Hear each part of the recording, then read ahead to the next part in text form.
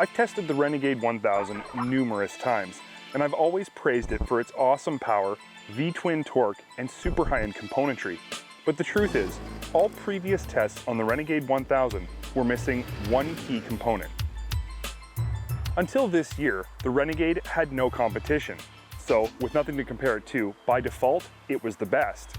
All tests up until this point were just about how it performed, not how it stacked up against a competing model. With Polaris's release of the 2014 Scrambler 1000, I now have an opportunity to revisit the Renegade and finally see not just how it performs, but how it compares as well.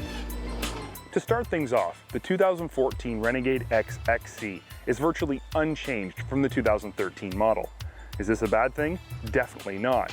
The XXC package has always been, in every segment, the most maximum cool package you can get. A long list of treats that are legitimately race-ready and a cool black-yellow paint job set the XXC apart from any of its other Can-Am brethren, but it also gives this Renegade 1000 an edge over its competition in terms of included accessories. And before you Polaris guys go all Judge Judy on me, hear me out. The mid-level Renegade is a better competitor for the Scrambler in terms of included goodies, but to compare apples to apples requires us to pick each brand's highest end model, and from Can-Am, it's the XXC. Fox Podium X RC 2.0 piggyback shocks all round provide mucho adjustability and can handle anything from a day on the trail with a family to a 2-hour GNCC race and not bat an eye. If I had to gripe about any one thing when it comes to the Renegade, it would be the clutching.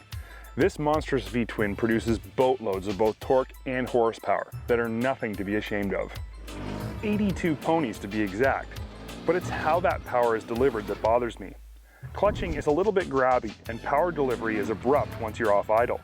It's very hard to slowly crawl or apply precise amounts of throttle when you really need to. But that's my only gripe about what's underneath the Renegade's hood. I have few qualms about what's underneath its plastic as well. When the G2 chassis hit the market, it was a light bulb moment for many. Like someone pulled the chain, and finally the rest of the industry could see just how great Can-Am ATVs really were. And we still feel this way about the G2. It's a fantastically designed chassis that provides predictable handling and excellent ride quality. Furthermore, Can-Am's Tri-Mode DPS is the power steering benchmark in the ATV industry. The benefits of having the ability to select what level of assist you want only become fully evident when you push the vehicle to its max.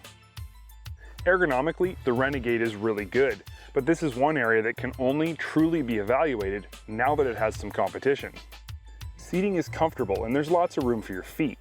Raised and oversized foot pegs are awesome and the handlebar reach is spot on. But compared to other, similar vehicles, there's a lot of girth between your feet, pushing them apart more than I'd like. If I had to put a new set of wheels and tires on my own personal Sport 4x4 ATV, I can honestly say this setup is exactly what I'd choose. 25-inch ITP whole shot ATRs all the way around, and cast aluminum beadlock wheels are as premium as a tire and wheel package can get, but are far more than just fancy bling. They perform fantastic on the trail, are durable, and if you do ever get the itch to try some racing, they can handle it no problem. Bottom line with the 2014 Renegade is that it's the same awesome Renegade it's always been, it just has some competition. And that competition seems to be illuminating some things about the Renegade that could be improved. The horsepower wars are raging stronger than ever, so I think a few more ponies would be good. The distance between the floorboards isn't something Can-Am can easily change, but should consider in future renditions of this vehicle. Finally, power delivery could be refined with softer clutching. But other than those few small points, we think Can-Am should continue using the same tasty Renegade recipe they're using now. Even in light of its new competition, it's still the best equipped Sport 4x4 on the market. It still offers mind-blowing performance, and it's still more vehicle than your average rider can handle.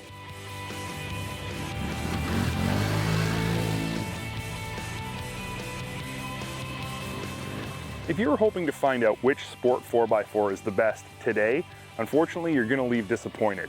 You'll have to stay tuned to a future episode of Dirt Trax for a proper shootout. For now, I can tell you, the competition is fierce and the jury is still out. If you enjoyed this video, post a comment and let us know what you think.